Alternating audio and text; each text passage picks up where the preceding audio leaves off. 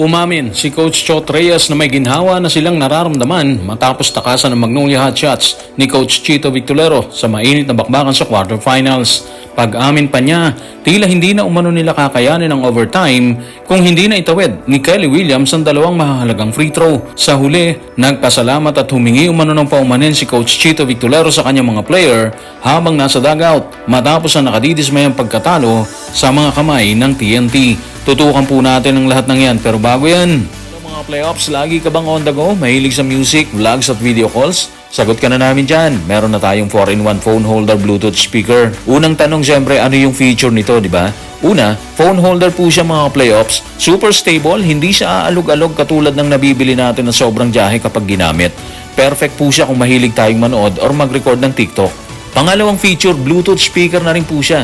Sobrang linaw mga ka-playoffs para sa next level na listening experience. So kung mahilig tayong makinig ng music, eto na po yun. Pangatlo, may built-in LED light na po siya. Maganda to kung gabi or kung gusto niyo ng low light setup, di ba? Kung gusto mo ng medyo romantic na ilaw sa gabi, perfect pa rin po siya. So yung pang-apat natin, hand-free calls. Sagot agad kahit busy ka, di ba? Hindi mo na siya kailangan hawakan.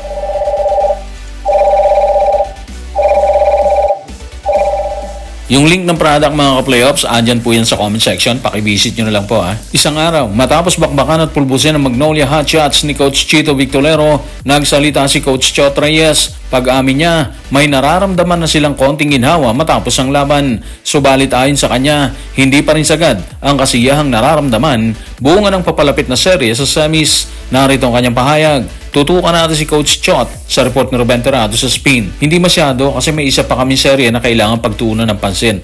Sa totoo lang may konting ginawa, aminin ko na sa iyo, may konting ginawa na nakapasok na kami sa Final Four. Pero kahit anong saya o kasiyahan, panandalian lang yan.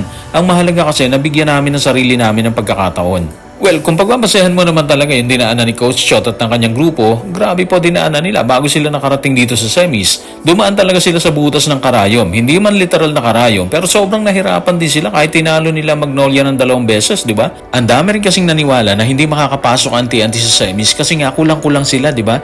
Wala si Jason Castro, wala rin si Reynan Batak. So kung ikaw talagang isa sa mga tagahanga ng TNT or siguro kung isa ka sa mga player nila, parang manghihina din sigurado loob mo, di ba? Ang daming kulang eh. Pero the rest is history na. Kulang sila pero naging sapat ang lahat ng yan.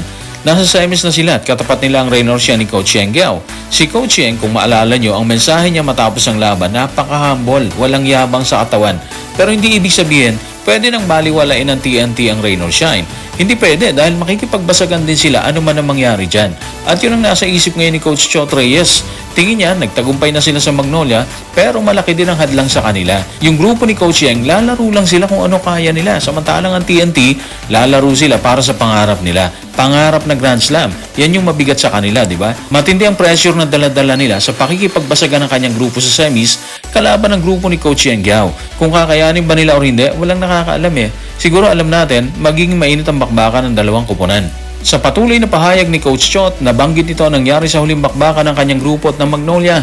Pag-amin niya, pinanad lang umano sila na maipasok ni Kelly Williams ang 2 free throw dahil wala na umano silang lakas na natitira kung tatawid ang laban sa overtime. Narito ang kanyang paglalahad. Tutukan natin si Coach Chot sa report ni Ruben Terrado sa Spain. Alam kong wala na talaga kaming lakas pagdating sa dulo ng laro. Pinalad kami na naipasok ni Kelly yung 2 free throw. Kung umabot pa yan sa overtime, hindi ko alam kung kakayanin pa namin yung dagdag na 5 minuto. Kasi gaya ng sinabi ko, kulang na kulang kami sa tao.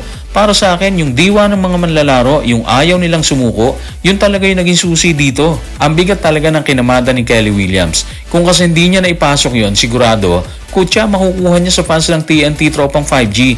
Lalo na kung nakalusot ang Magnolia sakaling tumumid ang laban sa overtime, di ba?